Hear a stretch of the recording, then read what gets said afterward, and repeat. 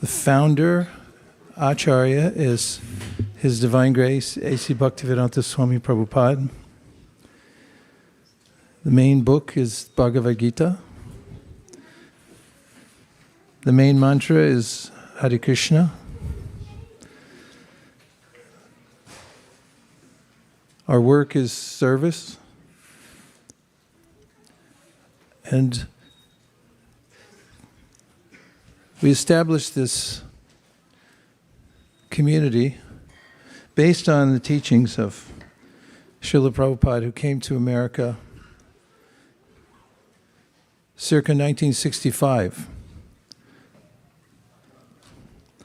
He came to San Francisco around 1966 or 7, just after establishing his first center in New York. And the place where he established it is still there. It's on 26 2nd Avenue in New York.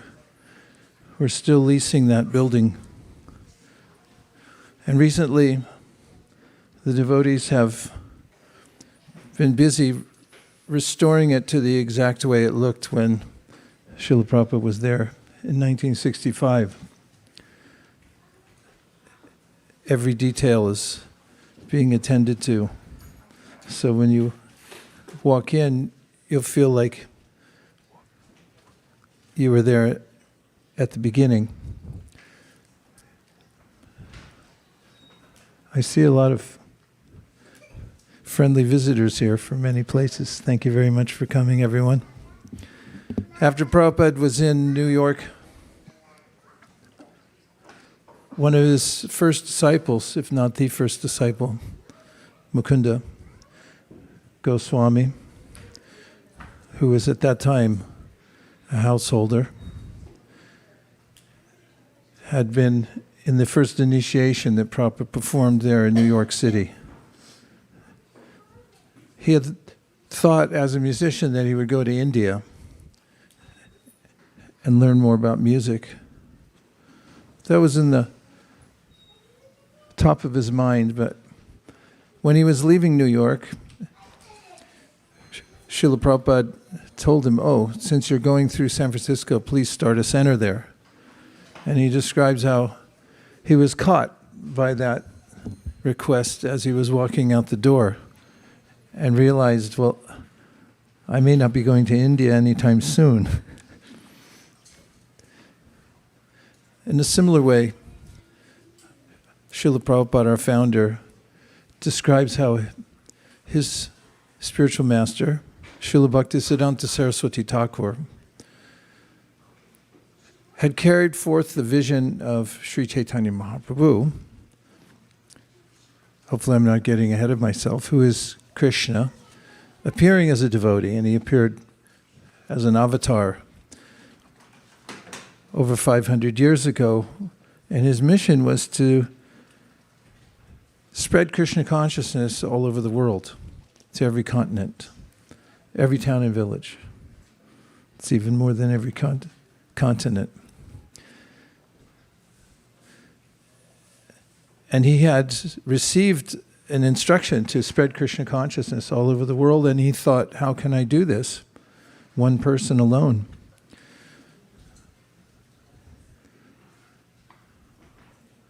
But the instruction itself has its own power. In the Srimad Bhagavatam, the postgraduate study of the Bhagavad Gita, there are 4 very important verses, because they're the first verses that Krishna spoke to Brahma.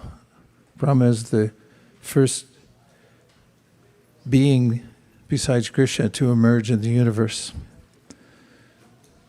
And Krishna teaches him the science of Krishna consciousness, or Srimad Bhagavatam specifically, but he speaks it in only 4 verses. Those are that is called the Chatur Shloki Bhagavatam, the 4-verse Bhagavatam. If we're running short on quota, we can just do the 4 verses. You can make a little book. Ranchor likes it. And in his commentary on those 4 verses, Srila Prabhupada mentions that the order that comes from Krishna has potencies. Interesting, even in this world, we'll find that orders that come from an authority also have potency. For instance, if you went through law school and you received a diploma, the diplomas usually say something like, such and such, having completed this course, is entitled to all the rights. And does anybody know what it says? Anybody get a diploma? Huh? And the authority vested by you, you're entitled to do certain things. So an attorney then who does well, knows the right people, may become a judge and is sworn in. Said, now you're a judge. And when the judge is behind the bench, meting out orders or sentences or making declarative statements about a case, then those are binding. This is called authorized speech. If the judge says, you shall be awarded $1,000, then you shall be awarded $1,000. If somebody else says it, standing outside the 7-Eleven, you may or may not get $1,000. In a similar way, when Krishna speaks, he's called Satya Sankalpa, one of his names. And it means that whatever he speaks becomes the truth. Whatever he desires becomes the truth. He's the absolute truth. From him, all other relative truths emanate. And when he gives it instruction, one can catch that instruction. One can take it in as one's directive in life. And then one will be empowered by Krishna by taking the instruction. So Srila Prabhupada said many times that he had received instructions from his spiritual master. In the teachings of Vaishnavism, we find Sakshad Dari Tvaimastamasta Shastra Ruktastata Bhavyata Eva Sadbhi Kintu Prabhurya Priya Eva Tasya Vande Guru Shri Charanaravinam. There's a way in which those who carry the order of Krishna forward and who have been authorized to do so are also respected to be as good as Krishna. Prabhupada would give the example that if the representative from NVIDIA comes here to sign a contract with us, that we may introduce the Mahamantra throughout the corporation, and they'll include it in all of their advertising from now on. Then that authorized person who makes such an arrangement has a binding deal with us because he's authorized by Karavinda Prabhu's CEO, right? What's his name? Jason Wong. Jensen Wong. If you're listening. Our love and respect to you. So in the Srimad Bhagavatam commentary, Prabhupada writes that the order of the Supreme Personality of Godhead is a manifestation of his internal potency. And then he says, it is by that potency that one comes to see the Lord face to face. Upon reading that, one may think, oh, that means that as a conscious person with free will, I can take up that instruction. Can one pick it up? Absolutely. So Srila Prabhupada had picked up the instruction from his spiritual master. In fact, in one statement, in describing how he had done that, he recalled how in Vrindavan, at the place Radhakund, he had asked his spiritual master personally, "How may I serve you?" And his spiritual master had said that you can preach in the West. And he said, did Srila Prabhupada, that I took it from his mouth that he was very fond of books.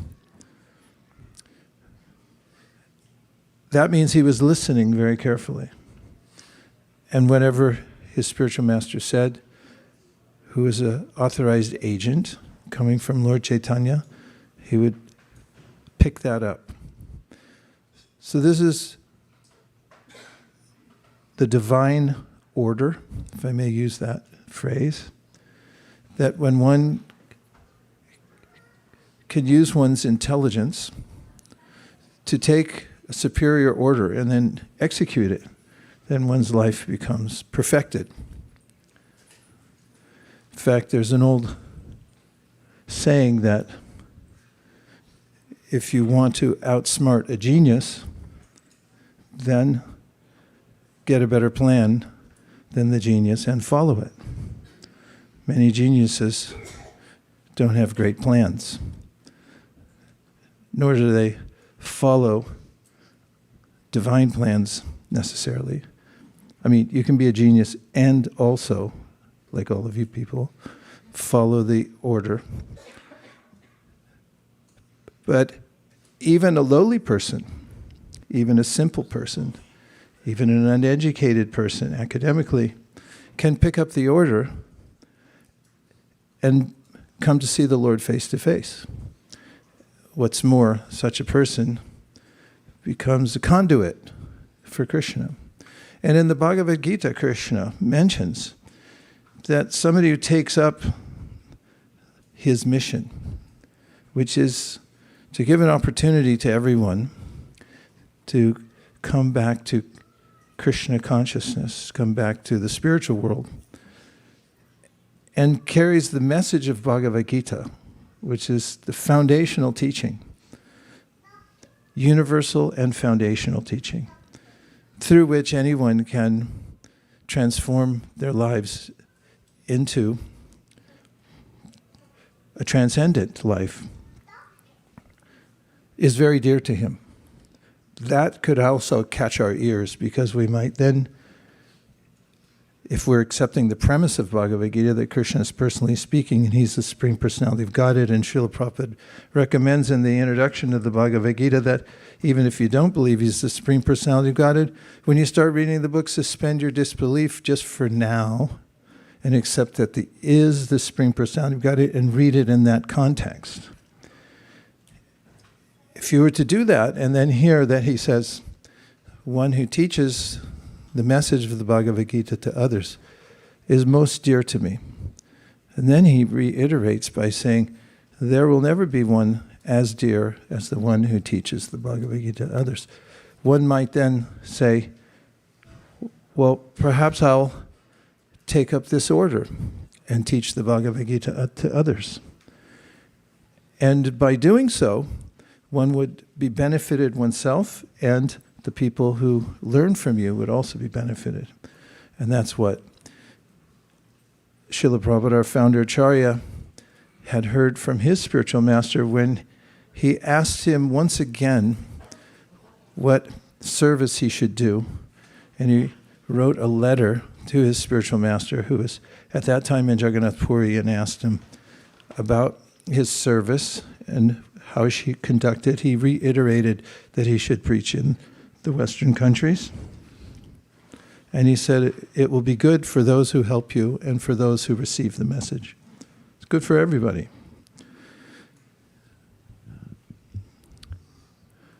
In the Bhagavad Gita, we find commonsensical instructions. And recently, Nirkula, my wife, and I have been getting our affairs in order, trying to make sure that we don't have any extra stuff. Things pile up. And making sure that every paper we have is accounted for, all the accounts and everything like that. And there's a lot of papers. I was looking through the papers and came across a file full of warranties for various appliances from small to large. Every one of them had some kind of guarantee, at least for some time. Most of them have run out. The one we can't find anywhere, we looked in the attic and the go down. We went through the glove boxes in our car. And you know those drawers that have a combination of many different kinds of papers and you're not sure? We went through those too. And we couldn't find a contract that guaranteed how long we were going to stay in this body.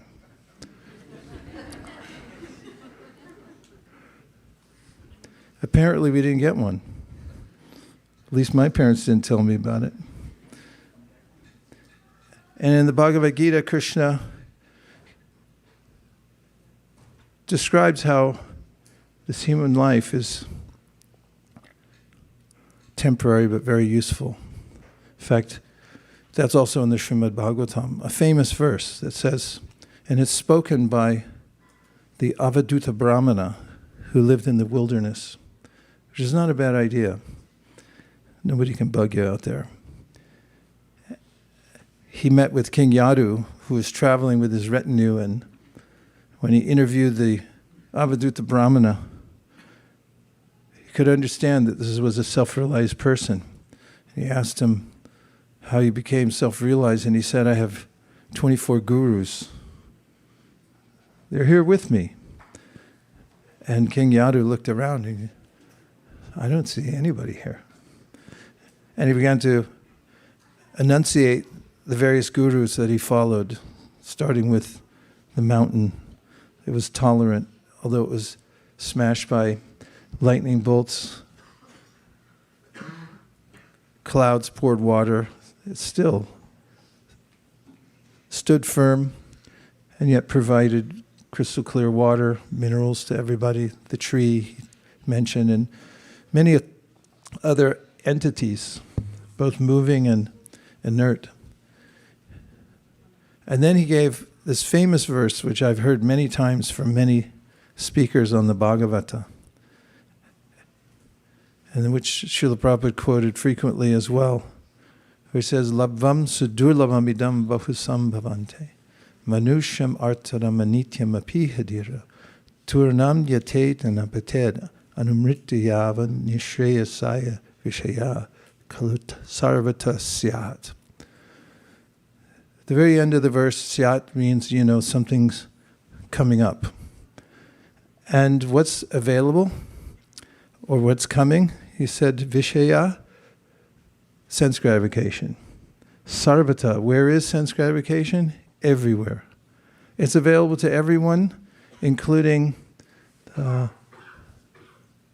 little critters, like the salamanders and the frogs, the fish. They all have access to sense gratification. So he's pointing out, was the Avaduta Brahman, that it's not a big deal, because if salamanders and frogs can get it for free, why should you work so hard for it? And he says what this human life is especially meant for is to take this temporary amount of time that we have. We don't have a warranty. We don't know how long we'll be here. And utilize it to transfer ourselves to the eternal atmosphere, the spiritual world. And he points out that it's very rare to have this. Labam sudurlabam. To get it is very rare. Manusham. To have a human form, very rare. Sambhavante means after many, many births. You get it. And then he says, although it's anityam, it's temporary, it's artadam, it's full of value. You can get so much from the human form. So he says, engage yourself in the practice of Krishna consciousness. And don't worry about how much sense gratification you have. Even Narada Muni in the Srimad Bhagavatam points out that we've already been allotted a certain amount of happiness and distress in this life. And you're not going to get more, and you're not going to get less. So don't work so hard for it. Work hard for tapo divyam. That's Rishabhadev. That means perform some austerity to become Krishna conscious. Nor is there a satisfaction guarantee. Did you ever get a satisfaction guarantee? Yeah, you did when you bought, like even a mattress nowadays. If you go downtown, there's such competition in the mattress world. They give you a 1-year satisfaction guarantee. Did you know that? See me afterwards if you haven't. 1 year. You can use it for 1 year and go, nah, I don't like it. They'll take it back if you're not satisfied with it. But we don't get a satisfaction guarantee when we're born in this body. Krishna adjusts our expectations. In the Bhagavad Gita, he says, Abrahma bhuvana loka punar avartino arjuna mamupetya konteya punar janma navijite. He says that all the places in this world, you can count on it, are not going to, well, he says they're places of misery because repeated birth and death takes place. I won't go heavily into that because everyone's aware for themselves, but it is a categorical statement. Therefore, no satisfaction guarantee, no warranty on the body that you know. Of course, there may be. In the Yoga Sutras, Patanjali Muni says, along with our birth, we get an ayu, which means a warranty for a certain span of life, certain ayu. Of course, you can always void the warranty, too. Some people get a warranty and then they take it back and they say, hey, wait a minute, it looks like it looks like you put this on the stove or something like that. It's like, that's not covered. We may have some warranty, but we don't know what it is. We don't know how long it is. Therefore, the Avadhuta Brahma says, Labvam sudurlabam idam bahu sambhavante manusha martara manityam api hadira. Tunanam means immediately. As soon as you understand the value of human life, you should immediately take advantage of it and try to improve yourself. Now, if you consider the simplicity of the process, it's not intimidating.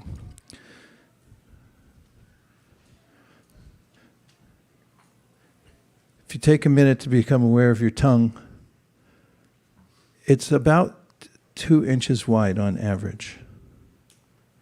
Did you know that? Did you think about that today? You take a look. And it's around 4 inches long, as it goes way to the back of your throat. And it's 1 inch to 1.5 inches wide. I mean, thick. I should say thick, not wide. That's pretty small. But there's a lot resting on the tongue. First of all, the Chaitanya Bhagavat, Vrindavan Das Thakur, the author, advises us to be appreciative that we have a human tongue. And he names tongues from various other entities. For instance, raccoons have tongues. Do they not? Do snakes have tongues? Anybody else have a tongue? Dogs? Cats? Frogs are famous. Huh? Fish? Does a fish have a tongue? Better ask ChatGPT. A lot of entities have tongues, but only the human tongue, he says, can chant the names of God, with a few exceptions like Gajendra and the animals at Jarikanda. That was by special mercy. Special cases, but humans can use their tongue. So the tongue can cause so much trouble. What kind of trouble can the tongue cause? Well, you could say something inappropriate to your boss. Possible, right? It's happened before. You could say something inappropriate to your spouse or your friend. Possible? You could eat the wrong thing. The tongue is highly consequential in the anatomy of the human. And therefore, the Padma Purana says, Atashi Krishna namadi nabhaved grayamindriye seva mukha hi jivado swayameva sparatyana. Yoga begins with the tongue. And if you utilize your tongue in the beginning in service, then your whole life will improve. Everything begins with the tongue. Lord Chaitanya Mahaprabhu advocated the chanting of God's names. And in the beginning of Srimad Bhagavatam, Shukadeva Goswami says, people have so many topics to use their tongues to describe. And it's unlimited, he said. Unlimited topics, and people are involved in podcasts or TED Talks or TikTok, using their tongues to express various topics. But is there a topmost topic that one can speak about? Is there a topmost mantra one can chant? This might be helpful to investigate. The Padma Purana says yes, if you use your tongue in service by chanting the names of the Supreme and speaking about the Supreme, Krishna, then it'll have a purifying effect on your consciousness, and all the other senses in your body will become controlled. In fact, the Srimad Bhagavatam says that if you can control the tongue, then you can control all the other senses in your body. And if you can't control the tongue, then you can understand that all your senses are not controlled. It's the one sense that makes all the difference in the world. So Srila Prabhupada taught a very simple process that Sri Chaitanya Mahaprabhu had given us, which is to practice chanting the names of God. And the one mantra, the Hare Krishna mantra, encompasses, well, I should say, it names the supreme deity, the topmost deity, Radha and Krishna, in the spiritual world. The ultimate object of meditation. And by speaking the mantra, Narada Muni says that you have a perfect connection with Radha and Krishna in the spiritual world. Iti murtyabhidanena mantra murtim amurtikam. He said, and it's not difficult. It's easy. Everyone say, it's easy. So this is the recommended process and what Sri Chaitanya Mahaprabhu brought. Reminder that this life is temporary, but we can use whatever balance we have left, and we're not even sure what it is. It's like those gift cards. It's really hard to figure out how much is left. till you spend the whole thing, and they say, now you owe us. And that's what happens with this lifetime. It just runs out. So before it runs out, take the opportunity to apply the simple tenets of Bhakti Yoga. And when Srila Prabhupada came to San Francisco, remarkably, he met those who were eager to find out how to connect to Krishna. And they took up the process, and they helped him to spread Krishna consciousness all over the world. So that's why we're all here. And we have an opportunity now, since we're together, to chant a little bit. Would you like to do that? Yeah. Okay. Namo Vishnupadaya Krishna Preshtaya Bhutale Srimate Bhaktivedanta Swami Niti Namine Namaste Saraswati Deve Gauravani Pracharine Shunyavadi Pashyata Deshatarana Jaya Shri Krishna Chaitanya Prabhu Nityananda Sri Advaita Gadadhara Shivasadi Gaura Bhaktivinoda. I'd like to welcome Ram Roy, who's come all the way from New York City. Please give him a warm welcome.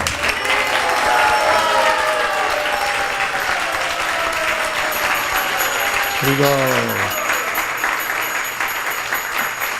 And also, today is the appearance day of Sripad Indra Prabhu, who's a famous Kirtaniya and disciple of Srila Prabhupada, who lived in many places, New York City, Washington, D.C., where he started, and then he left this world from Vrindavan, leaving a legacy of intrigue in chanting the Hare Krishna Mahamantra, and encouraged people all over the world to take the process very seriously.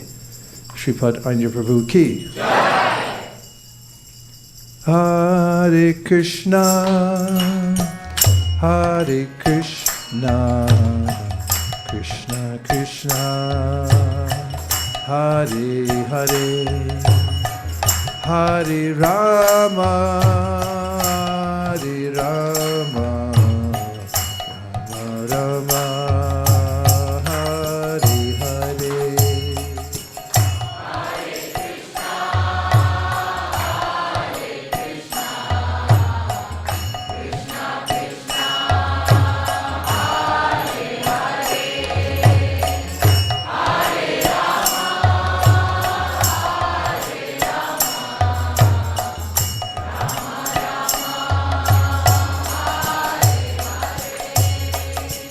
Hare Krishna, Hare Krishna, Krishna Krishna, Hare Hare. Hare Krishna, Hare Krishna, Krishna Krishna, Hare Hare, Hare Rama, Hare Rama, Rama Rama,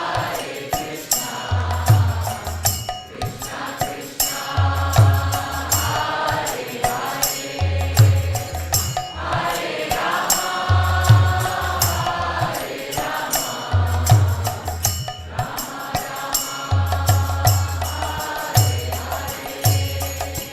Hare Krishna, Hare Krishna, Krishna Krishna, Hare Hare, Hare Rama, Hare Rama, Rama Rama, Hare Hare.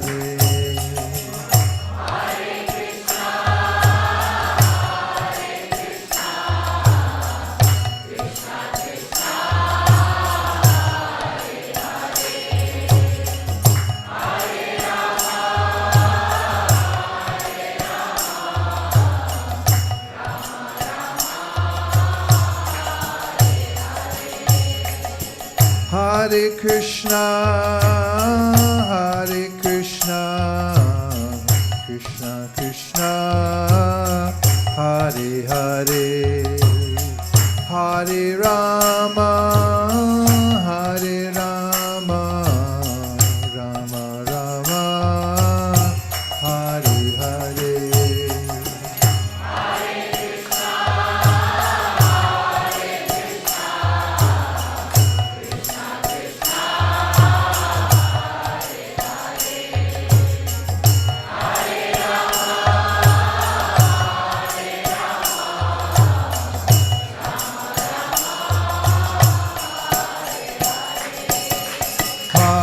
Krishna, Hare Krishna, Krishna Krishna, Hare Hare, Hare Rama, Hare Rama, Rama Rama, Hare Hare.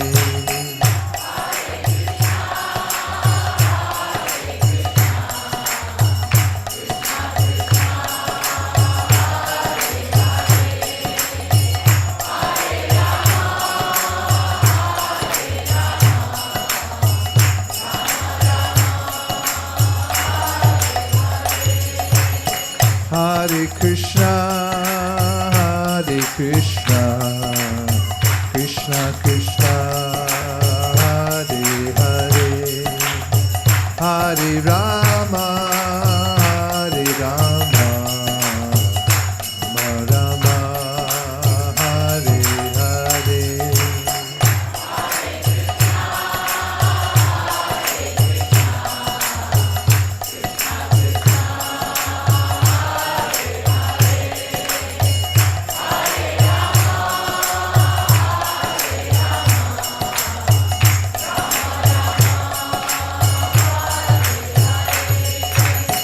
Hare Krishna, Hare Krishna, Krishna Krishna, Hare Hare, Hare Rama, Hare Rama, Rama Rama, Hare Hare.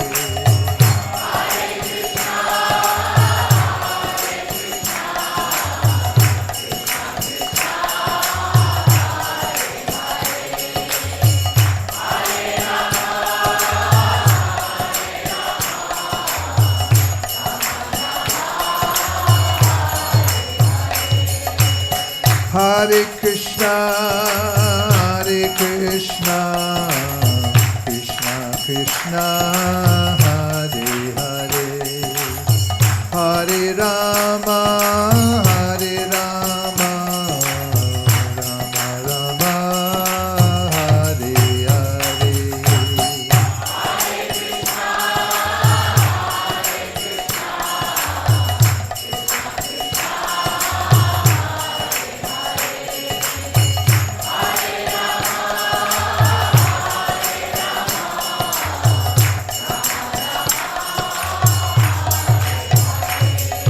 Hare Krishna, Hare Krishna, Krishna Krishna, Hare Hare, Hare Rama, Hare Rama, Rama Rama, Hare Hare.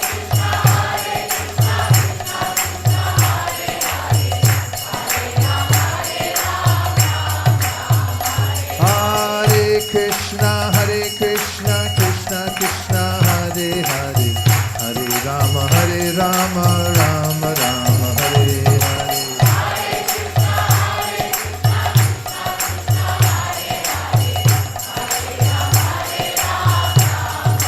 Hare Krishna, Hare Krishna, Krishna Krishna, Hare Hare, Hare Rama, Hare Rama, Rama Rama, Hare Hare.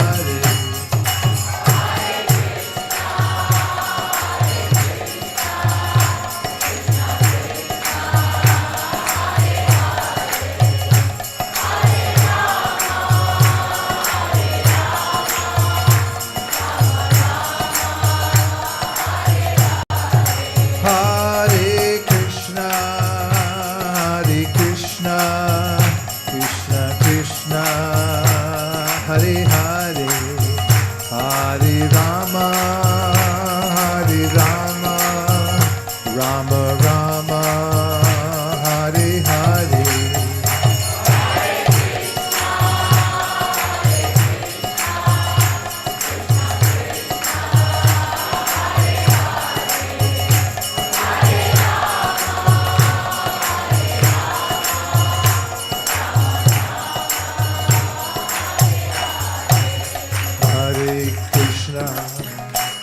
Hare Krishna, Krishna Krishna, Hare Hare, Hare Rama, Hare Rama, Rama Rama, Hare Hare.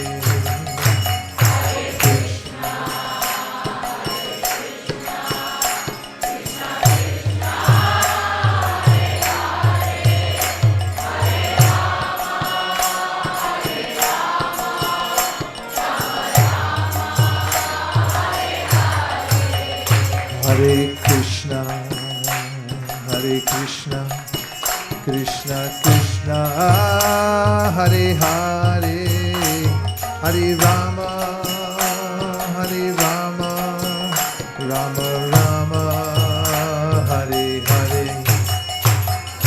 Krishna.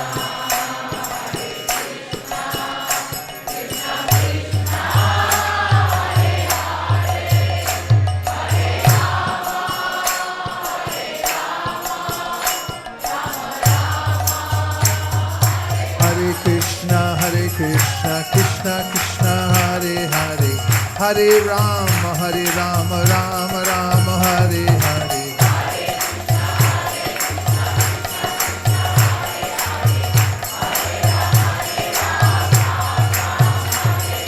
Hare Krishna, Krishna Krishna, Hare Hare, Hare Rama, Rama Rama, Hare Hare.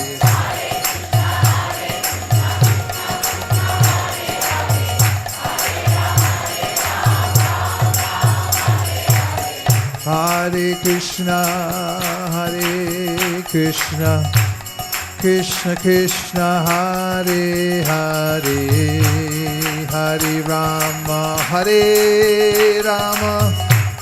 Rama Rama, Hare Hare.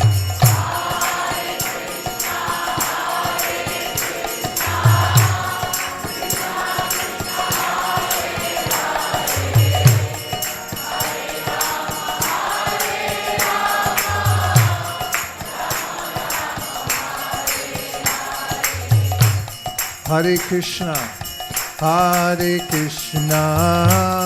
Krishna Krishna, Hare Hare, Hare Rama, Rama Rama, Hare Hare.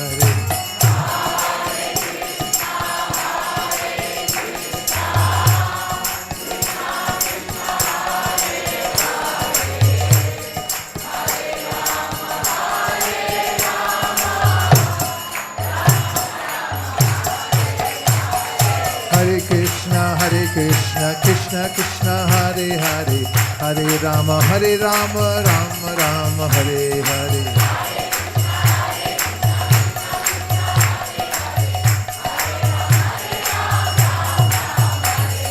Hare Krishna, Krishna Krishna, Hare Hare, Hare Rama, Rama Rama, Hare Hare.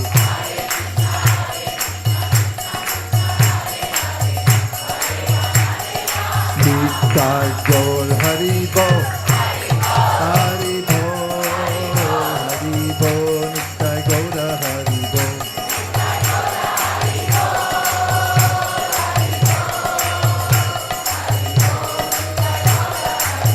Jai Jai Prabhupada, Prabhupada, Jai Jai Prabhupada.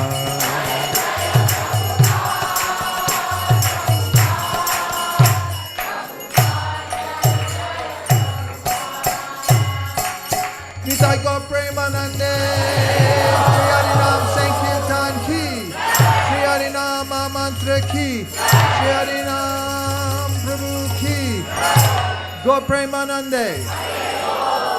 Nitai Gaura Hari Bol, Hari Bol, Hari Bol, Nitai Gaura Hari Bol.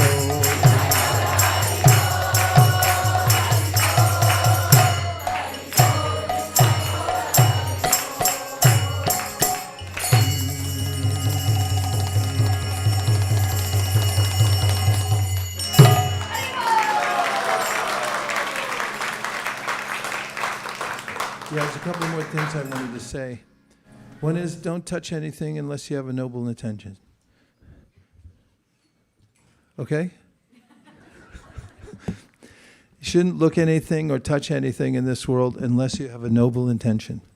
The noble intention means, oh, look it up, research please, that the reason we're touching something, the reason we're looking at something is important. The intention we have in picking it up in the first place, or touching whatever we reach out to in this world. Noble means, would you like a microphone? We'll supply one. You're getting the red mic. Make sure you say the mantra. 3, 2, 1. Hare Krishna. Very good. Were you looking for the... Noble. Okay. Noble means... Noble is an adjective, which means well-known, famous, renowned, excellent, superior, splendid, high-born, of superior birth. It means... It comes from noser, which means to come to know. Succumb to know? To come to know. To come to know. In the sense of superiority, our intention can be of two qualities, categorically. One is to touch something, to look at something for our own satisfaction. And that may seem restrictive, but the world itself is restricted, and it imposes restrictions on us automatically. As Krishna explains in the Bhagavad Gita, Yehi samsparjaja bhoga dukkha yonaya evate adyantavanta konteya nateshu ramate buddha. There's a way in which when I look at anything or person with the idea of getting my own satisfaction from that encounter, then there's a sense of dissatisfaction that's born from that. So Krishna advises in the Bhagavad Gita that we amend our intention, in that when we pick something up, we intend to use it for a noble cause, a superior cause, which is service to Krishna. And is that possible? Yes, it is. In fact, that's the norm. And when we're outside of the norm, then there's a disjointedness that we experience in our life. Prahlad Maharaj said, this law or principle is so subtle that the moment you start thinking about touching things for your own satisfaction, that's when you start suffering, even before you actually reach out. Therefore, in the Bhagavad Gita, Krishna says, there's a formula for satisfaction or peace. And the first tenet of that, he says, is to think of everything as paraphernalia to be used to serve Krishna. Now, before anyone becomes dissatisfied with this idea, just think about it, because the hand feeds the mouth, it goes to the stomach, and the stomach distributes everything in proper proportion and equitably to everyone. Everyone means all the other senses. And if we understand the ontology of the world, of our existence, our place in it. And we know that by feeding the center, Krishna, by satisfying Krishna, we become satisfied. And if my hand were to try to enjoy food on its own, without giving it to the mouth, to the stomach, then it would be frustrated. And even the example sounds ridiculous. So if we think about why we're looking at things and why we're picking things up or touching them, I'm kind of thinking about this a lot because of what to keep and what to give away. If you're ever trying to winnow out the things that you don't need, what am I keeping? Or what to take in more. Krishna consciousness is not about dry renunciation or just giving up things, but it's about changing the way we use them and the intention we have when we look at them. And therefore, intention is everything. And it also comes out in our interactions with others. We may say the same words, but our words are mixed with our consciousness, which is an important concept to remember, because we also, by hearing from those whose intention is to serve Krishna, develop a similar intention. And when we associate with those or hear the others speak whose intention is to enjoy sense gratification, then we may also develop a proclivity to try to enjoy the material world. Therefore, it's important to associate with those whose intention is to serve Krishna. It rubs off, and it comes out in the consciousness or in the speech. The consciousness, speech carries consciousness. If you've ever said something, the right words, wrong intention, and someone noticed, did that ever happen? Can you think of when? I can. I remember my mother used to tell me, I don't like your tone of voice. Like if she told me to clean up my room, and I said yes, but the yes had the wrong intention behind it. She somehow could understand what my consciousness was. We're very perceptive. But to speak of Krishna, he's the most perceptive. He can understand what our intention is. Even if we do the wrong thing or say the wrong thing, but we have the right intention, Krishna will take it. So examining our own intentions and observing the difference in results and consequences from having a pure intention or an impure intention is helpful, because then we can see how to move in the world. And Krishna recommends that those, or he says, that those who have purified their intention or realigned their intention with the purpose of the universe will feel satisfied. They'll feel happy, and they'll live in abundance.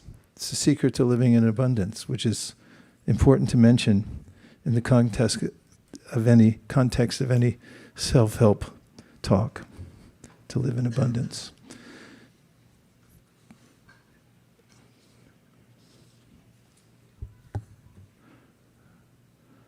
Another thought I had recently was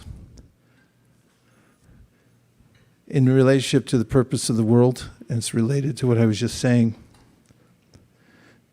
What's the use of a very beautiful flower unless you have someone to offer it to? You may appreciate it for its aesthetic beauty, but I noticed that Nirkula and I were just walking around in natural areas that were naturally beautiful. And when I see something, I'd say, hey, look at that. Did you see that? When there's something that is stunningly beautiful or uplifting, our first intention, or our first impulse, at least I notice in myself, I want to share it with somebody else. Of course, I can just take it in and feel edified by it. But there's another stage, and that is what Krishna recommends in the Bhagavad Gita. If you see something beautiful or nice, and then you offer it to me,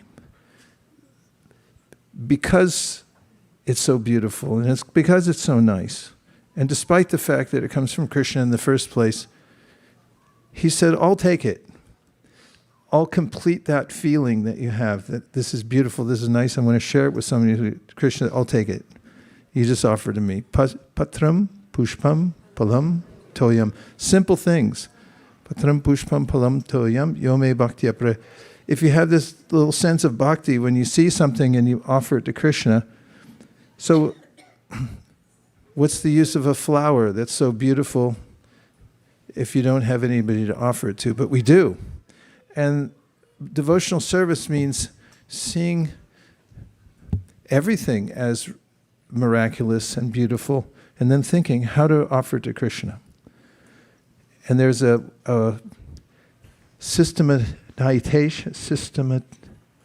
way to systematize that. Is that an awkward word? To make it systematic. Systematize. That's the beginning of Bhakti Yoga. We learn how to offer everything to Krishna rather than trying to enjoy it ourselves directly. We offer it first to Krishna. And then there's a super enjoyment that comes from that offering, that this thing's so beautiful, it's so nice, I'm offering it to Krishna. So there's a few thoughts about the warranty on our life, that we're not sure when it'll run out. Life's very rare. So it's okay, we have permission given through the Shastra to utilize our time as much as possible to cultivate Krishna consciousness. And don't think that it won't run out. It's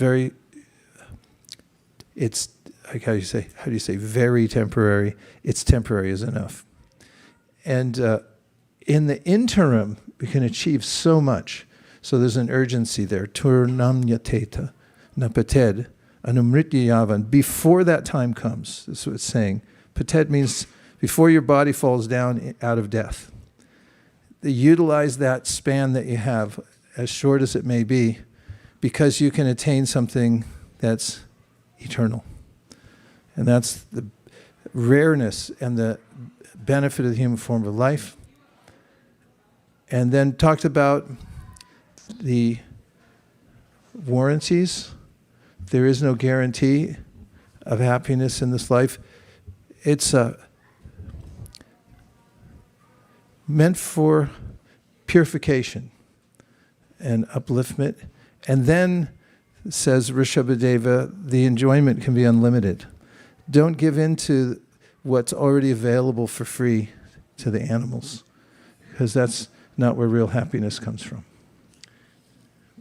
And what else did I say? I mentioned the tongue as the beginning place. So one simple process is to chant the names of God. And if you repeat, in the beginning it may seem repetitive, but there is a point at which, if you pay attention, and a point I've realized recently is that things become boring when we're not paying attention to them. Because we're thinking of something else while we're doing something else, and then it seems boring.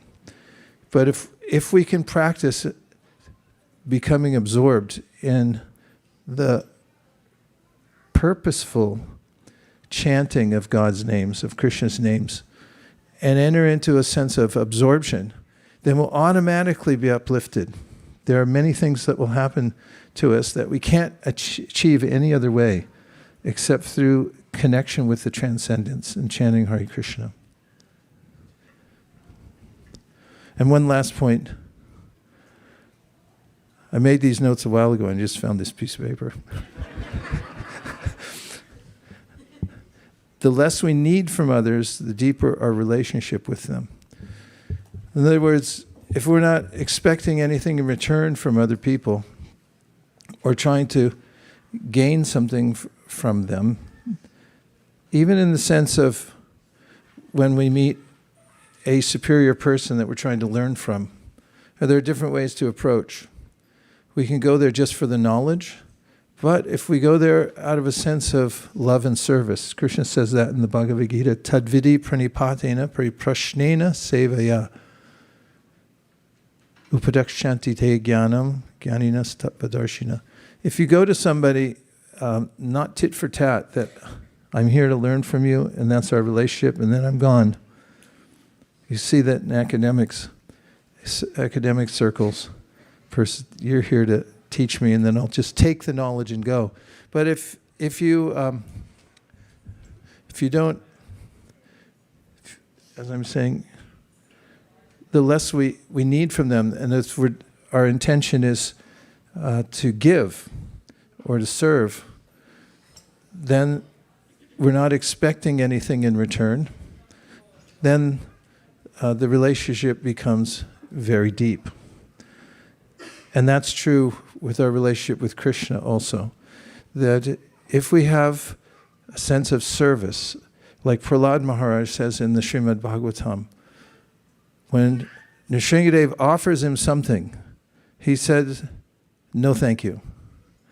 I'm not a vanik, means a merchant. I didn't do some service for you because I wanted something in return. I serve because you're my Lord, I'm your servant, and that's just the way it is. And this mood of Prahlad Maharaj is glorified as the foundational point for perfection in life. That there's nothing expected in return. I don't want anything. So the less we expect from other people, and the more we think about giving, and that was one other point, is spiritual mathematics. The more we contribute, the more we serve, the wealthier we become. In this world, I don't know about you, but whenever I've gained any modicum of wealth, as soon as the inkling that it's coming is there, check's in the mail, I've already spent it. It's gone and more. It's like, oh, that's not enough. Before the check even arrives, it's not enough. Because you can't add enough zeros to satisfy all the circumference of our desires here in this world. It's ever expanding. Even if you say billions, it's not enough. But when we change that equation and we think about giving and how I can render more service, this is spiritual economics. You become more and more wealthy. To the degree that you have, your intention is directed towards satisfying Krishna, or your spiritual master and the devotees, and that you're thinking service for service. To that degree, you become spiritually wealthy. And the wealthier you become spiritually, the happier you become. And someone told me the other day, the more you acquire in this world, the more things own you. But we don't have to touch anything in this world because we can consider it all belongs to Krishna. I'm only acting as a steward to use whatever I have and whatever's in the world to serve Krishna. What do you think? Yes. About what? Any specific thing or just everything? Huh? Well, I'm going to have a word from our sponsor today. Hadai, are you here? Did he escape? Oh, come on up. We have an advertisement for something spiritual. It's a drink. No, I'm just kidding. A refreshing beverage. Here's Hadai Pran and Devavrata Prabhus. Hadai Pran grew up in a devotee family, and he's in charge of the ashram in New York City. I'm happy to say I spent 3 years in that ashram, circa 1975, 6, and 7. And they've revived the ashram there, And I'll let them speak about the opportunity that's available for all of you. Please go ahead. Hare Krishna. Hare Krishna. Nice to be here back home in ISKCON, Silicon Valley. And it was really by Krishna's mercy that we got here. We're on our way back from the yatra and we got stuck. We wanted to come here. And it's such a blessing to be here. And I just wanted to take this opportunity to show our little program. Please raise your hand if you want a boring life. A boring life. Please raise your hand if you want a exciting life. Anybody's hands not? Please close your ears if you wanted a boring life. So we have a very amazing opportunity that we've been offering young men and young gentlemen in New York City for the past 4 years, which is a summer ashram experience. So I'm talking as a ISKCON grown-up youth, and when's the time to actually join the ashram? Well, except for me. But when's the time? We have internships, we have college, we have to scroll. There's so many things we have to do. And when's the time to take some time out and really immerse ourselves in Krishna consciousness? And we wanted to create a space for that in the summertime when we all have summer breaks to go and immerse ourselves in Krishna consciousness. So these are some pictures of a previous batch. We actually get kids from all over the world. Some of these kids are from England. Some of these kids are from New Zealand and Leicester. And I'd like to encourage all young gentlemen, we're doing some service, young men aged 16 and above to enroll and have fun. And Devrata Prabhu will explain a little bit more. Yeah, so as we hear Maharaj and Mother Nirkula speak regularly, that the foundational part of one's life is an opportunity to be in the brahmachari ashram. There's many reasons for that. One purpose is that it gives you an opportunity to cultivate spiritual character. Because when you're around a bunch of people the same age, trying to engage in a mission, imperceptibly your flaws come out, which may not come out if you're living in the comfort of your home. So that allows us to be more introspective and be aware of where we can improve. And secondly, there's practical skills which we can gain by being in the ashram. One skill is improving our kirtan skills, and improving our book distribution skills, improving our dedication to sadhana. And by coming and living in the ashram, you're just immersed in an opportunity to be able to do that moment to moment, day by day, and the association of other people who want to do it.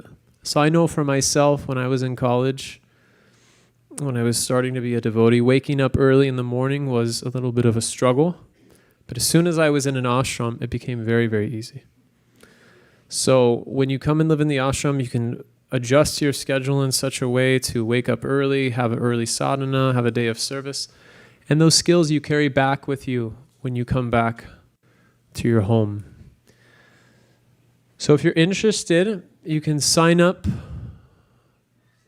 Next slide, next slide, next slide. Right here, the QR code. You can scan this and it will bring you to a Google form which will allow you to sign up and put your personal information. Looks like we'll have a special guest this year.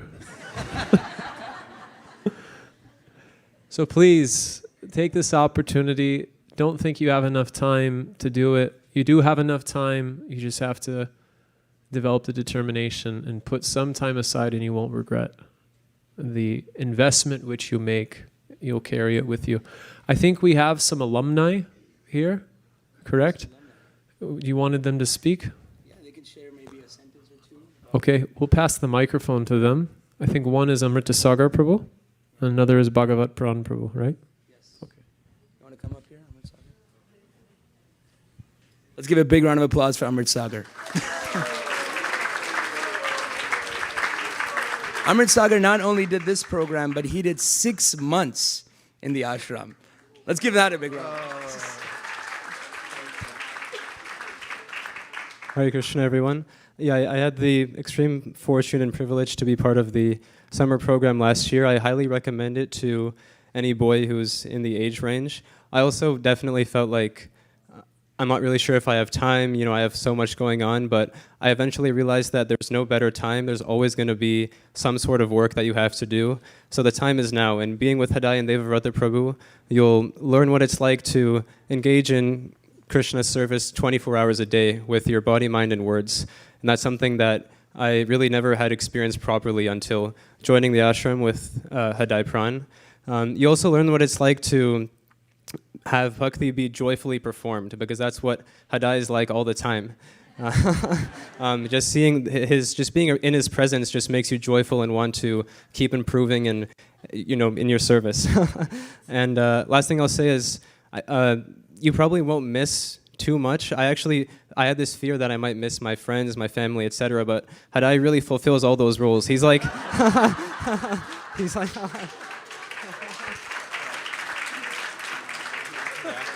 Hadai Pran, he can be like a mother, he can be like a father, a brother, a friend. He can be like all of these different roles. And so I highly recommend to anyone who's interested. Hare Krishna. Yeah.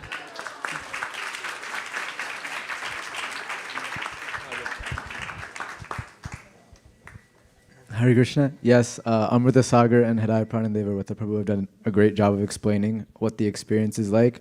One thing I wanted to add is it's something really special to be in New York's ashram, because it's such a juxtaposition, being in like the city where it's called the city that never sleeps. So there's always something going on, but we make it the city that never sleeps in a spiritual sense, because we're constantly keeping that transcendental vibration going, and there's something really special about that. So I've gone, I think, 2 years in a row, and I'm trying to spend some time again this year. So yeah, I definitely recommend it to everybody who can join.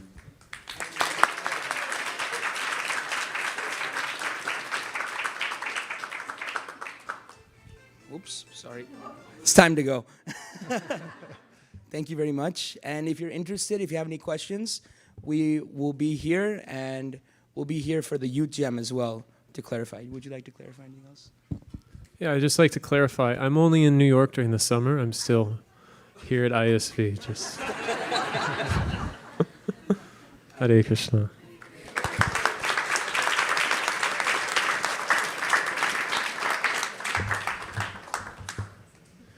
And now,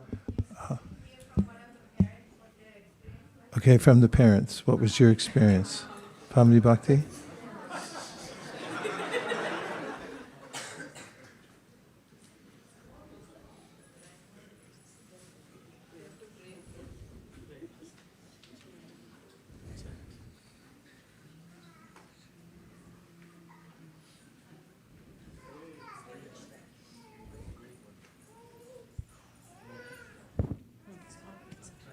Hare Krishna.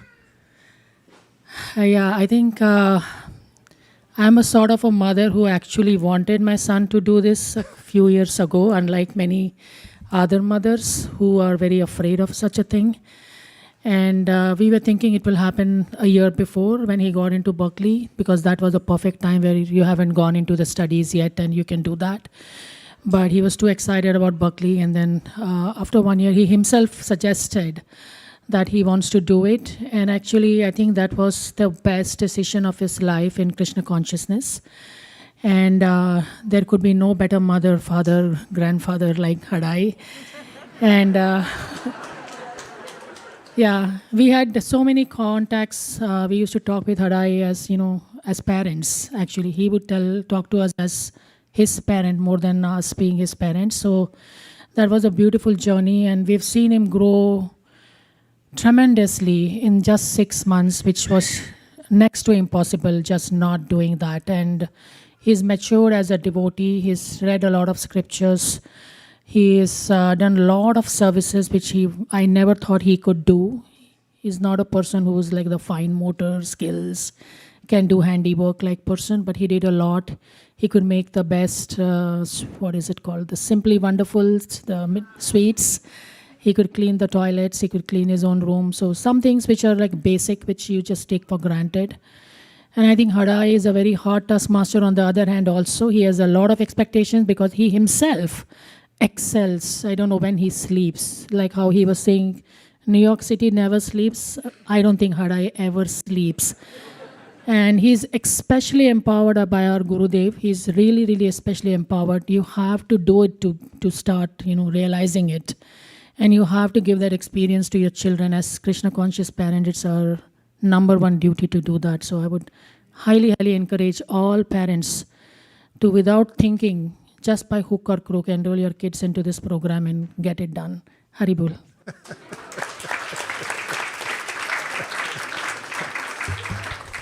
How many people can you take, Hadai? There's no limit. Okay. It's very helpful to meet devotees and see why they came to the program today. So I'd like to take the next 5 minutes for everyone to have a chance to meet somebody and find out why they came here and how they're doing. And it's much more effective if you talk to somebody that you haven't met yet. And the next time you see that person, then you'll be already acquainted. So can we do that? So let's just stand up. I'll come back in a few minutes and take some time to meet somebody that you haven't met before and introduce yourself and tell them why that you came here today. Ready? Krishna 3, Krishna 2, Krishna 1, 0.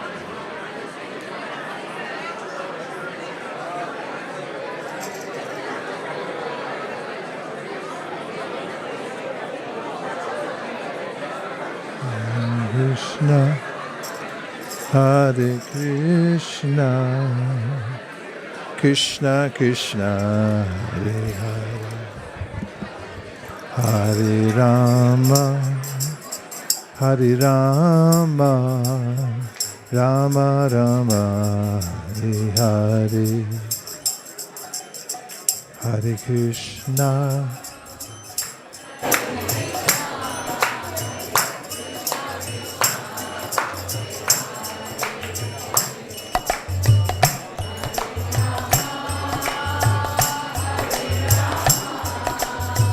Rama Rama. Did you meet anybody? Yes. What was their intention for coming here? Was it nice? Yes. Fantastic. I spoke about Prabhupada's coming to America. I understand.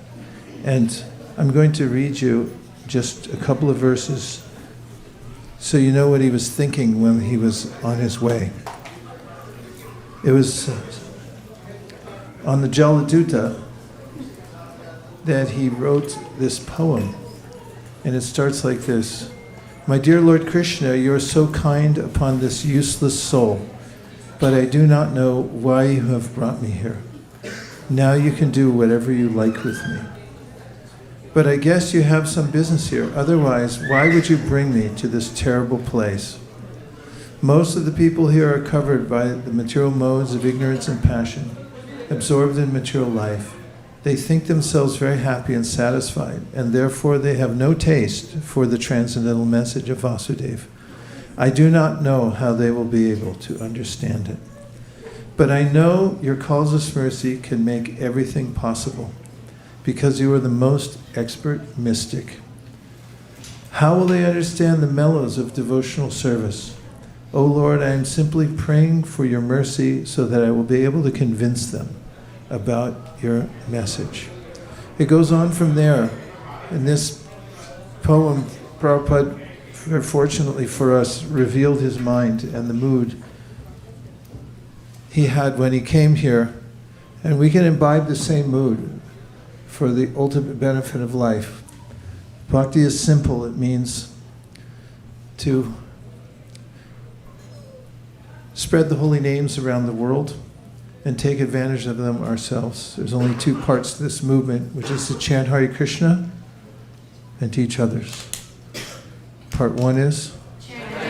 Part two? Part two? Two? One. Two. One. Two. If we keep that in mind, the two simple parts, and we bring those to bear in our lives, we can follow in the footsteps of Srila Prabhupada. He showed us how to do that. Dear Srila Prabhupada, dear Sri Chaitanya Mahaprabhu, Sri Panchatattva, if you so desire, please engage us in your service of spreading the Krishna consciousness movement. Thank you for considering our request. And now we're going to have the feature presentation for tonight, which is the Hare Krishna dance party.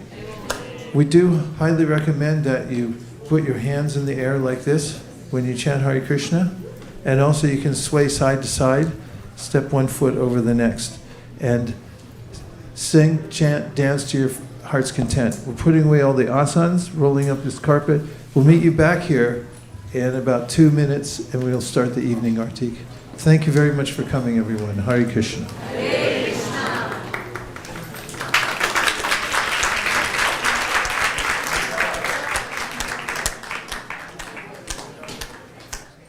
Vaisesika Maharaj ki jai, Prabhupada ki jai. Hare Krishna, thank you. Krishna Krishna, Hare Hare.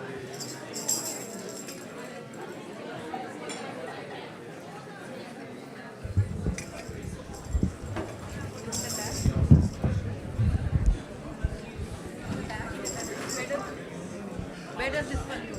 Your instrument. Oh, okay.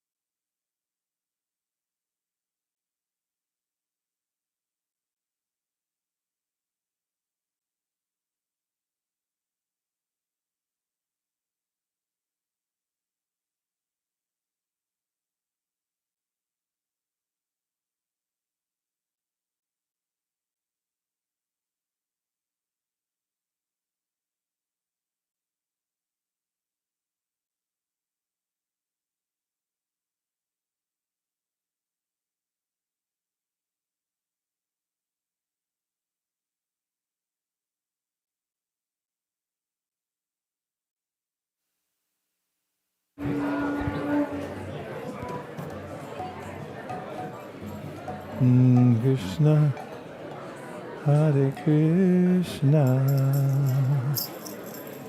Krishna Krishna,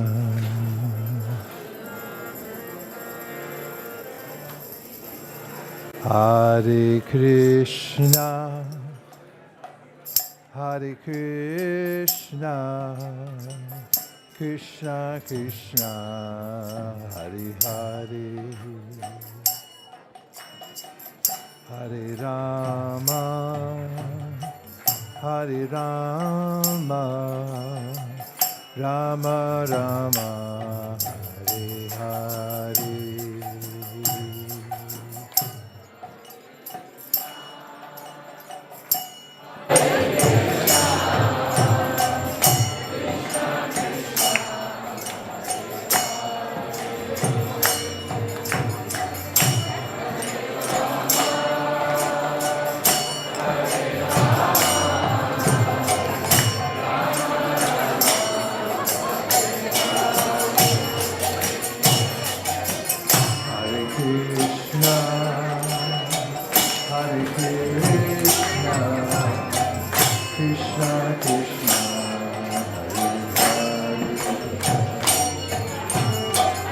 Hare Rama, Hare Rama, Rama Rama, Hare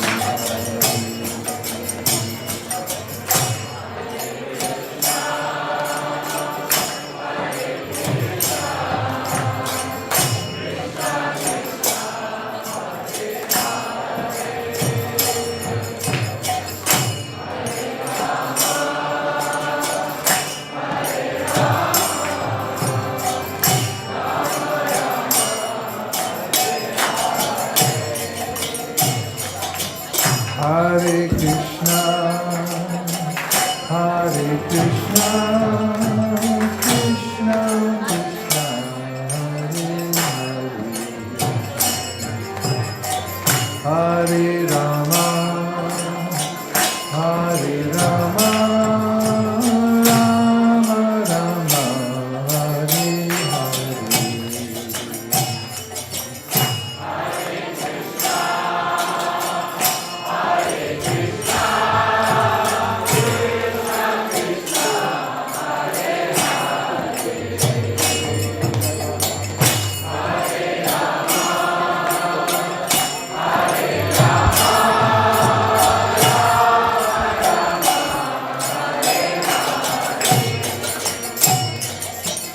Hare Krishna, Hare Krishna, Krishna Krishna, Hare Hare,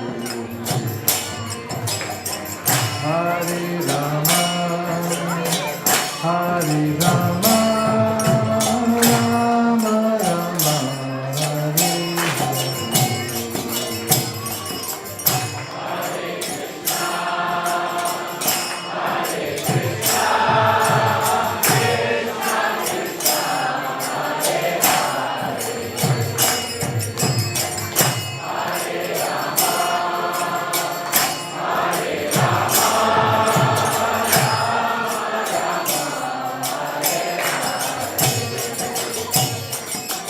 Hare Krishna, Hare Krishna, Krishna Krishna, Hare Hare, Hare Rama, Hare Rama, Rama Rama, Hare Hare.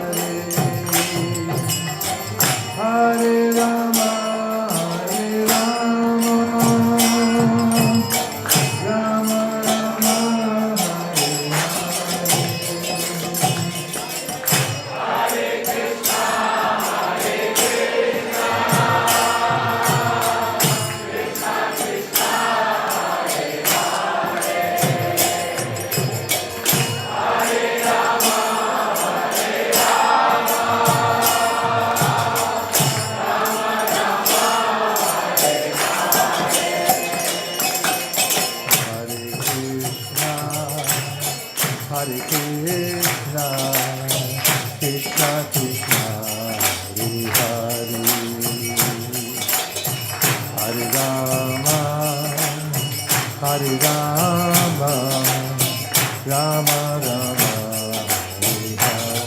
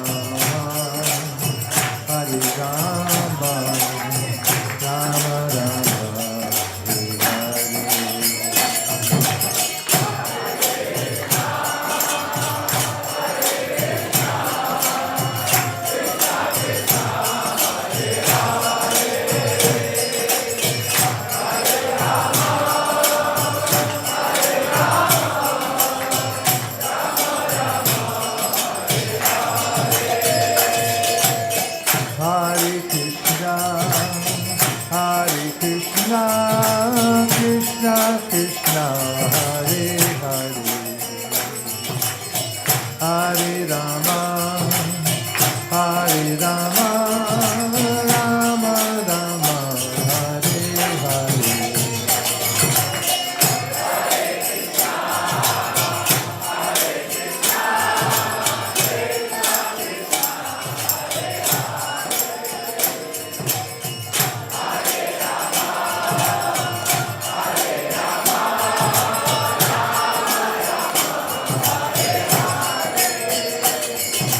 Hare Krishna, Hare Krishna, Krishna Krishna, Hare Hare, Hare Rama, Hare Rama, Rama Rama, Hare Hare.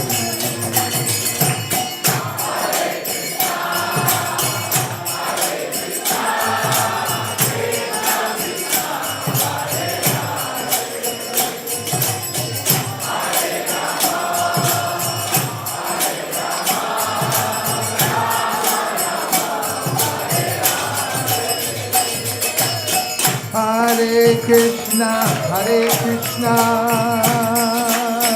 Krishna Krishna, Hare Hare, Hare Rama, Hare Rama, Rama Rama, Hare Hare.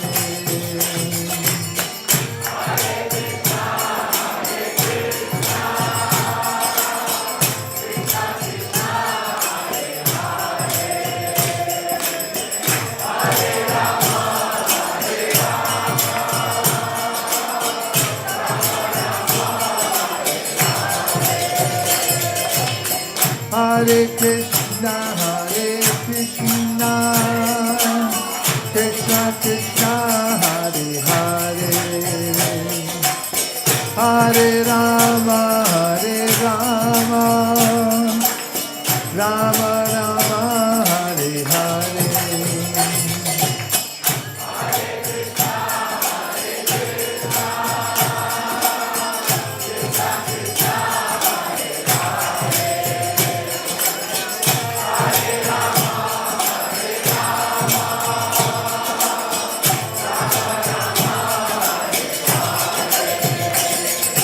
Hare Krishna, Hare Krishna, Krishna Krishna, Hare Hare, Hare Rama, Hare Rama, Rama Rama, Hare Hare. Hare Krishna, Krishna Krishna, Hare Hare, Hare Rama, Rama Rama, Hare Hare.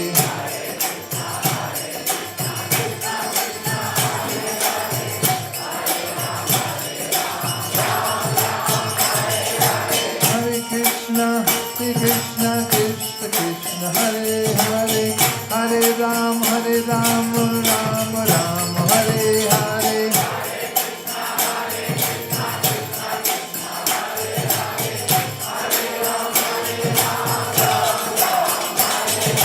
Hare Krishna, Krishna Krishna, Hare Hare, Hare Rama, Rama Rama, Hare Hare.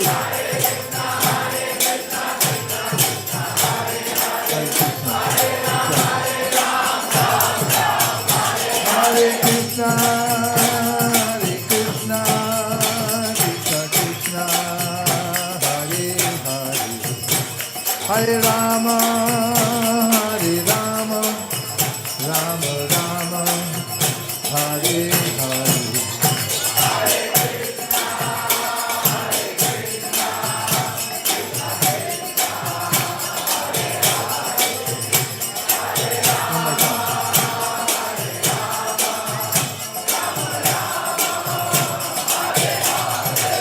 Hare Krishna, Krishna Krishna, Hare Hare. Hare Rama, Rama Rama, Hare Hare.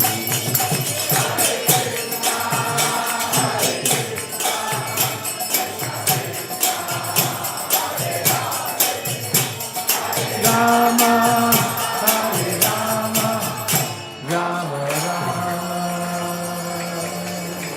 Hare Hare.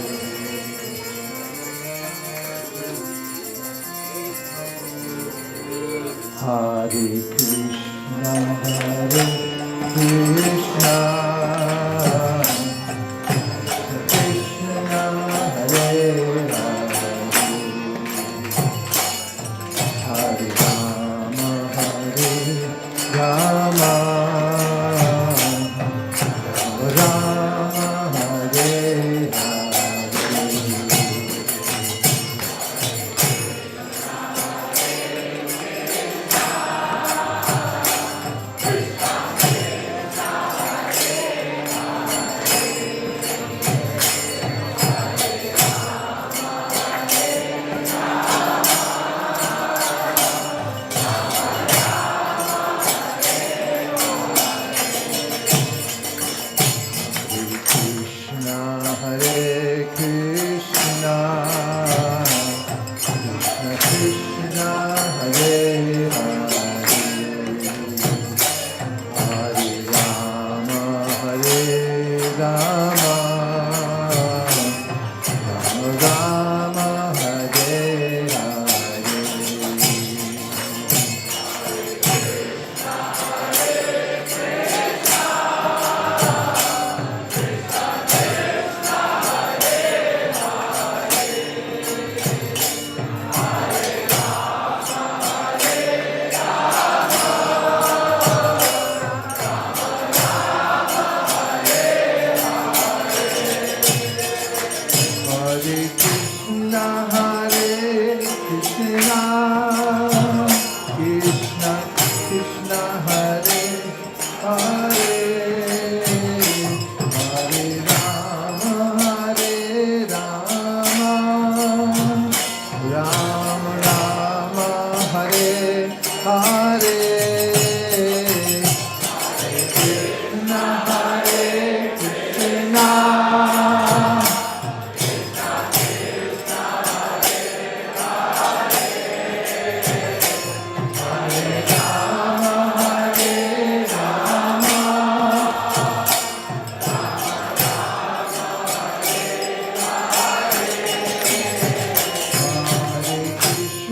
Hare Krishna, Krishna Krishna, Hare Hare, Hare Rama, Rama Rama, Hare Hare.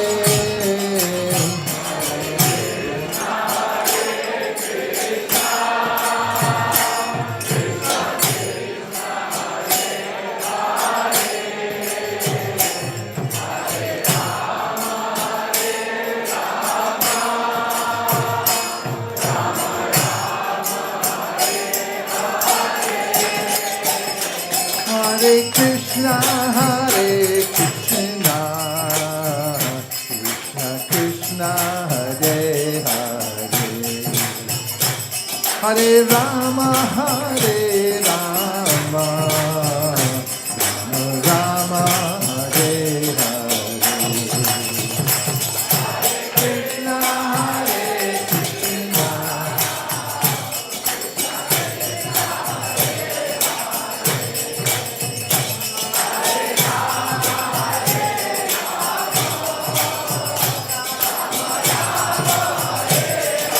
Hare Krishna, Krishna Krishna, Hare Hare, Hare Rama, Rama Rama, Hare Hare.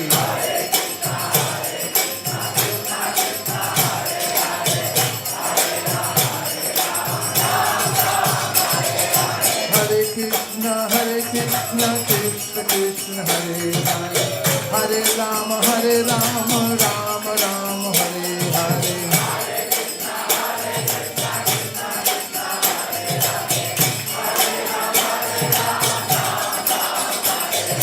Hare Krishna, Krishna Krishna, Hare Hare, Hare Rama, Rama Rama, Hare Hare.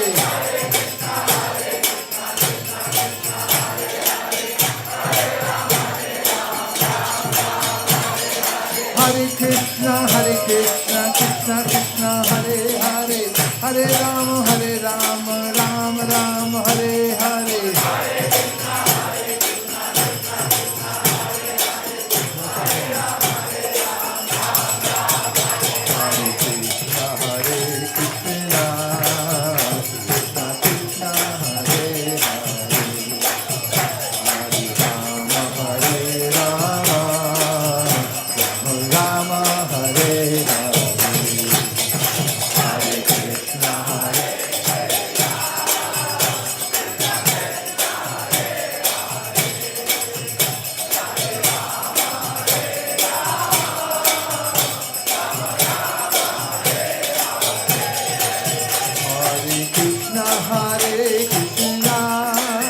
Krishna Krishna, Hare Hare, Hare Rama, Rama Rama, Hare Hare.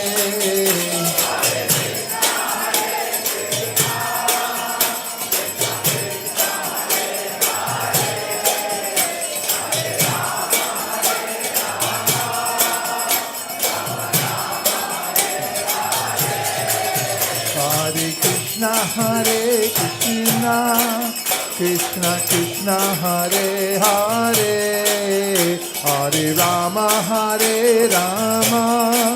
Rama Rama, Hare Hare.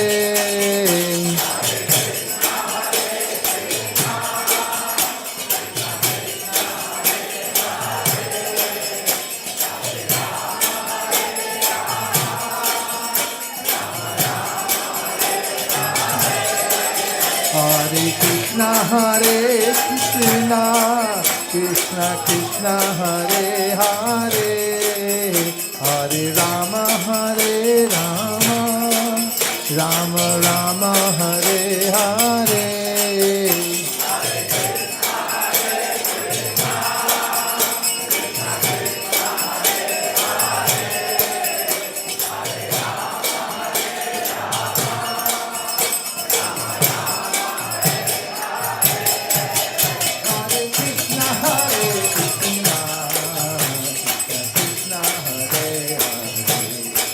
Hare Rama, Rama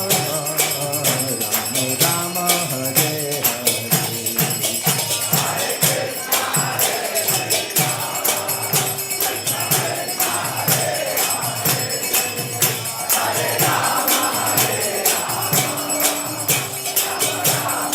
One more time. Hare Krishna, Krishna Krishna, Hare Hare, Hare Rama, Rama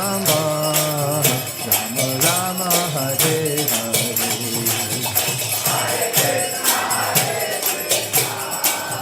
Krishna Krishna, Hare Rama, Rama Rama.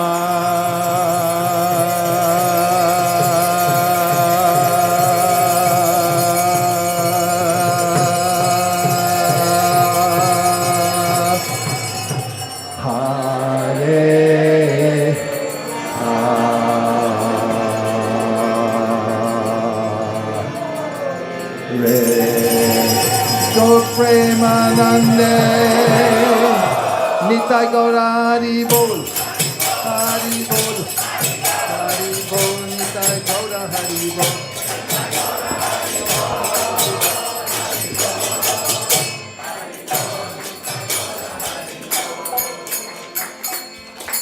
Jayam Vishnupad Paramahamsa Parivarjacharya Ashtottara Shata Shri Srimad Bhaktivedanta Swami Srila Prabhupada Ki Jayam Vishnupad Paramahamsa Parivarjacharya Ashtottara Shata Shri Srila Bhaktisiddhanta Saraswati Thakur Goswami Maharaj Ki Ananta Koti Vaishnavrinda Ki Namacharya Srila Haridas Thakur Ki Prem se kaho Shri Krishna Chaitanya Prabhu Nityananda Shri Advaita Gadadhar Shivasadi Gaura Bhakta Vrinda Ki Shri Shri Radha Krishna Gopinath Shama Kund Radha Kund Giri Govardhan Ki Shri Vrindavan Dham Ki Shri Mayapur Navadvip Dham Ki Shri Purushottam Kshetra Jagannath Puri Dham Ki Yamuna Mai Ganga Mai Ki Tulsi Devi Bhakti Devi Ki Anantakoti Vaishnavrinda Ki all glories to the assembled devotees, all glories to the assembled devotees, all glories to the assembled devotees, all glories to Shri Shri Guru and Gauranga, Nitai Gaur Premanande.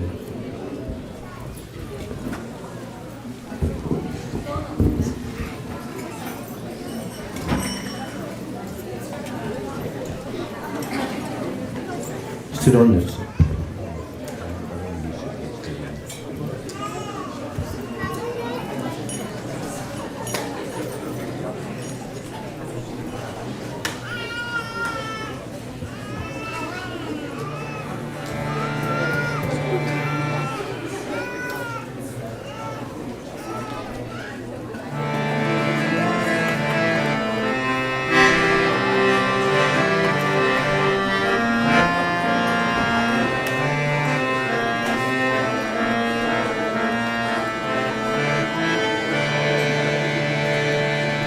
Namaste Narasindhaya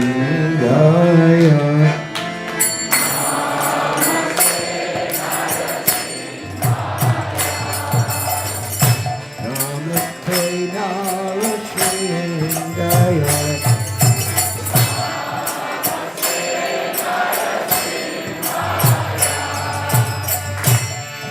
Pralada Daya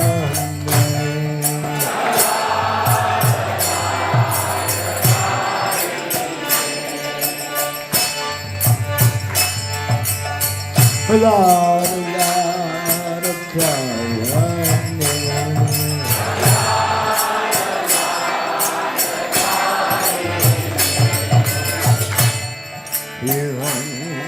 Hiranyakati Purvakshaha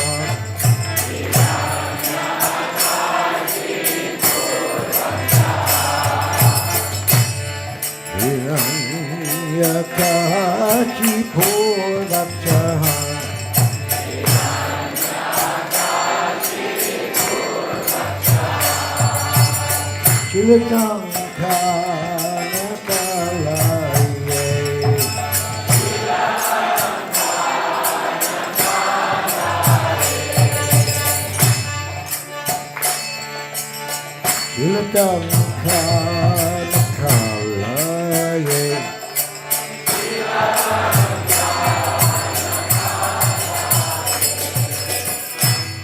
Itoni Shringo Paratoni Shringo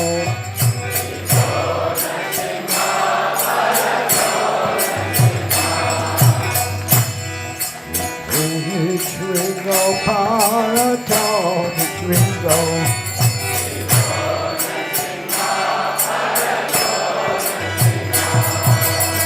Yatoni Shringo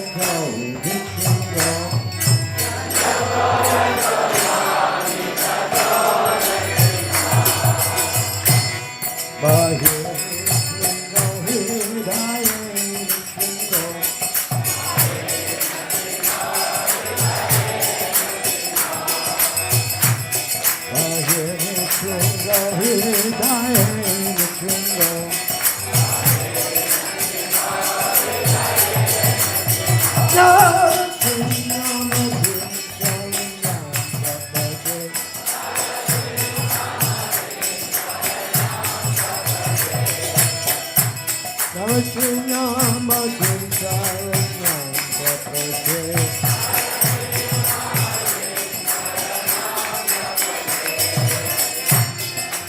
Adhikara Kamala Hari Nakam Adhuta Shinga Sarita Hiranyakashipu Kanubringa Isavadita Narhari Rupa Jai Jagati Hare Jai Jagati Hare Jai Jagati Hare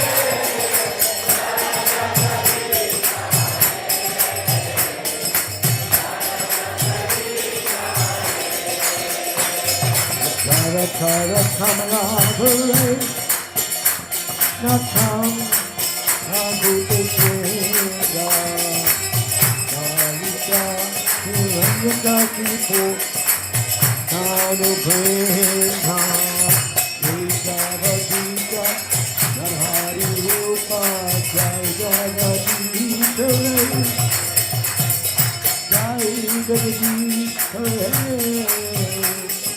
Jaya Jagadisha Hare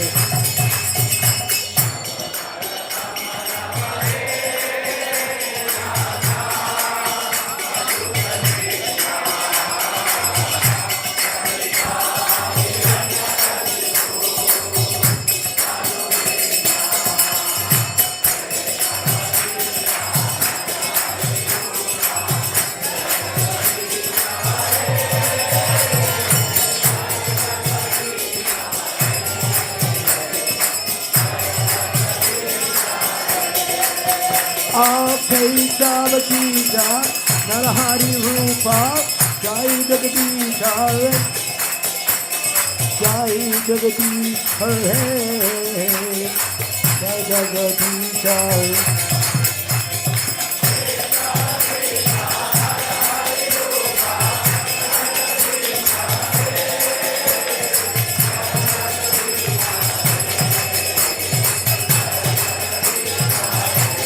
Jaya Nishringa Jai Jaya Nishringa Jai Nishringa Jai Jaya Nishringa Jai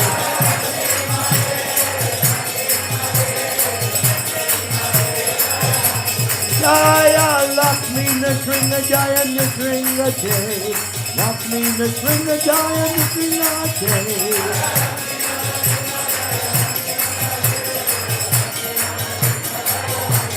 Jaya Bhakta Prahlad, Bhakta Prahlad, Bhakta Prahlad, Jaya Bhakta Prahlad.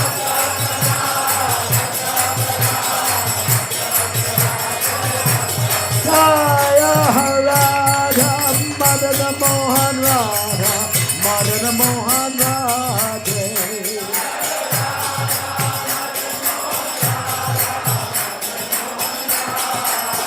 Jaya Radhe, Jaya Radhe, Jaya Radhe, Jai Shri Radhe.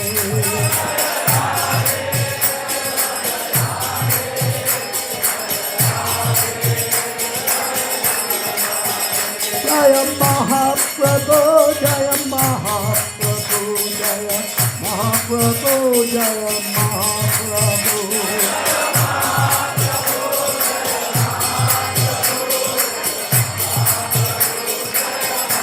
Hare Krishna, Hare Krishna, Krishna Krishna, Hare Hare Rama, Hare Rama, Rama Rama, Hare Hare.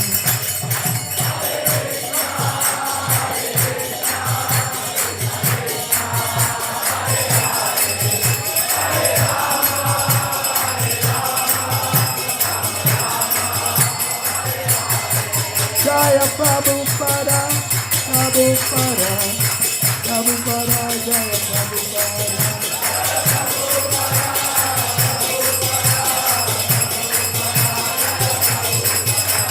Nitai Go, Haribo, Nitai Go, Haribo, Nitai Go, Haribo, Nitai Go, Haribo.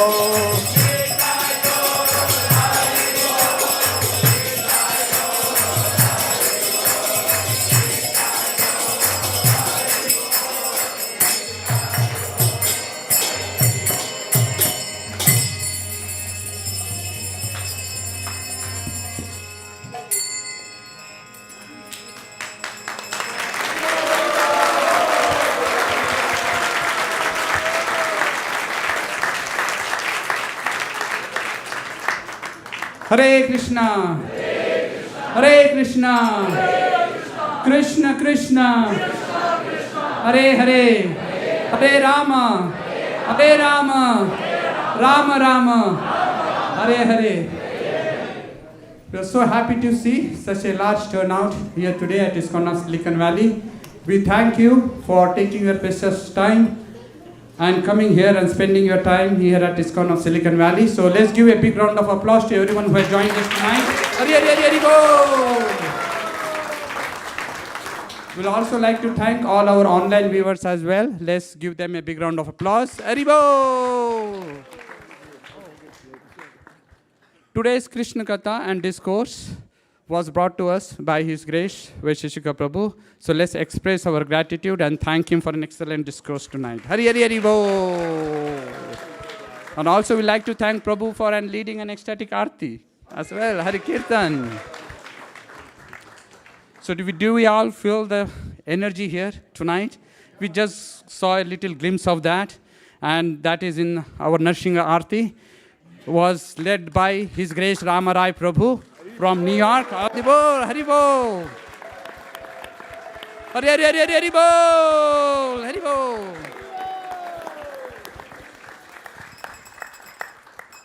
Come to, there's plenty more where that came from. Haribol. Anyone coming here for the first time? Thank you. Thank you. Thank you. Thank you. Thank you for coming. It's our pleasure to have you here. So let's chant one Mahamantra for all our newcomers. Hare Krishna, Krishna Krishna, Hare Hare, Hare Rama, Rama Rama, Hare Hare. We welcome you all to the Sunday Feast Festival here at ISKCON of Silicon Valley. If you have any questions or if we could be of any assistance, please reach out to me. My name is Sri Gopal Das or Hansapriya Mataji there. We'll be happy to assist you in any way we can. Thank you. Hare Krishna. So what's coming up? Any guesses? We have a big event coming up here at ISKCON of Silicon Valley. Yeah, Ram Navami, yes.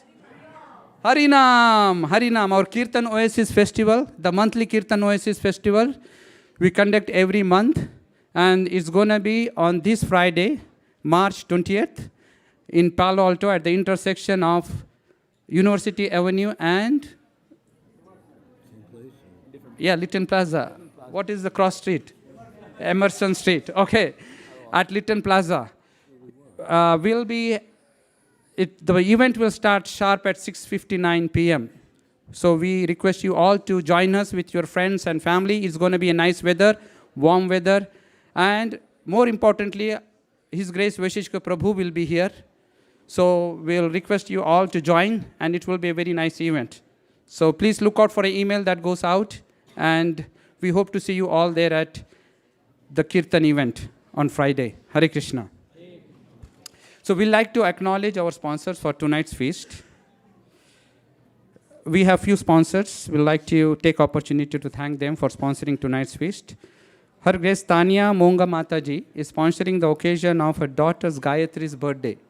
Tanya Mataji, is she here? Please come, Mataji. Hare Krishna. As they come here, we would like to announce the other sponsors as well.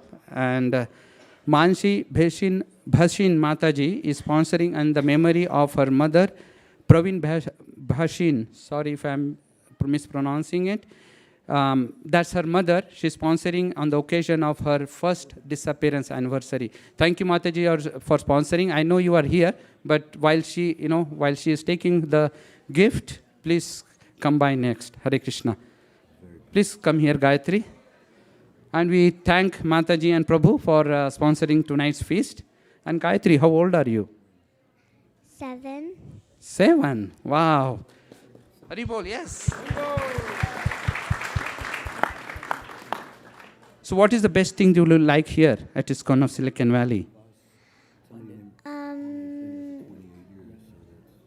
I will give you some choices, okay? Is that okay?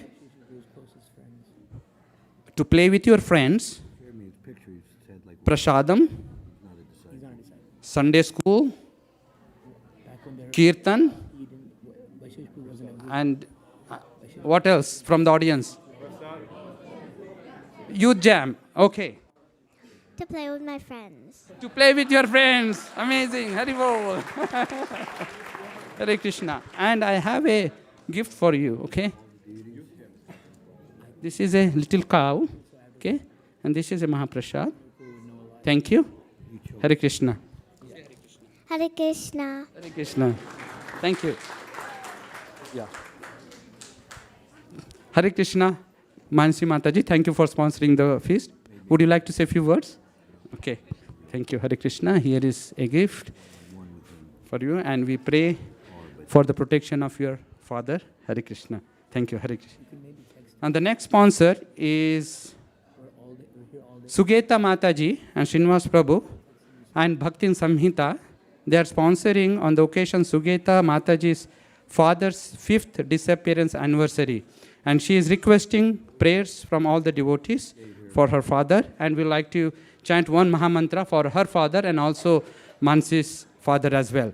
Hare Krishna, Krishna Krishna, Hare Hare, Hare Rama, Rama Rama, Hare Hare.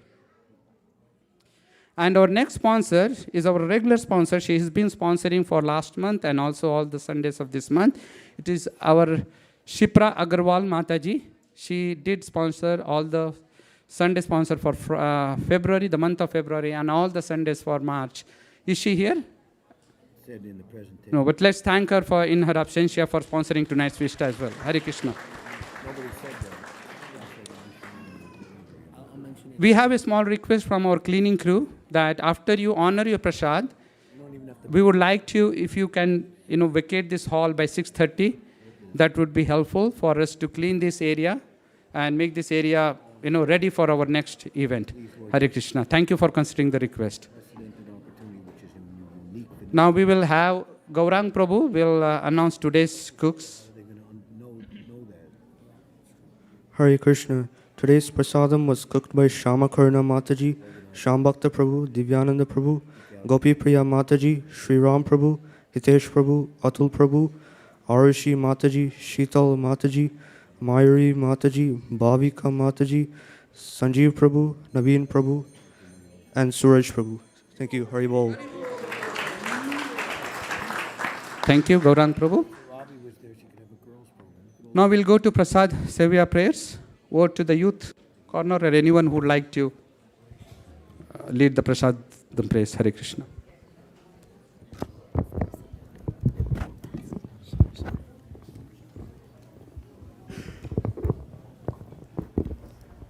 Shadidha Vidya Jat Jo Hai Miyatai Ka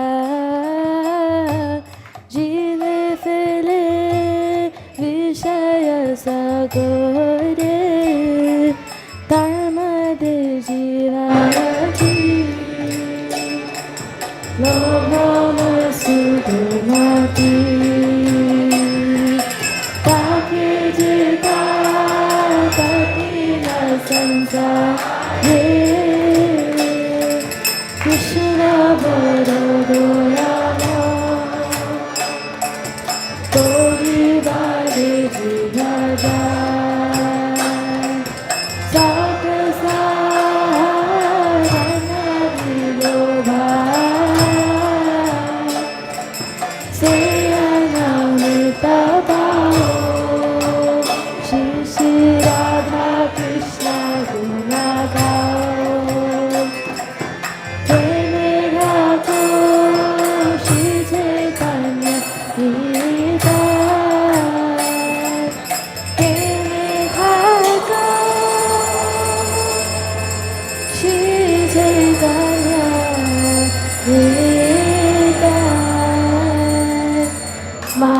Radhe Govinde Namo Bhavane Vaishnave Sarvakanyamaganya Vishwasane Vidayate Prasade Sarvadukana Amiraso Pajayate Prasana Cheto Sirashu Vikivarma Pavishate Jayaka Vittai Sagnanda Vasamanka Vichachita Ushista Bhojana Dasa Stavamayam Premai Shushkam Payushitam Vati Nitam Vadi Videshata Bhakti Matrina Bhutavam Makakala Vicharan Ranesha Niyamastakya Nakala Niyamastata Bhaktamanam Vitam Sheshe Bhaktaram Hari Abhave Bhagavad Shri Mahaprasad Ki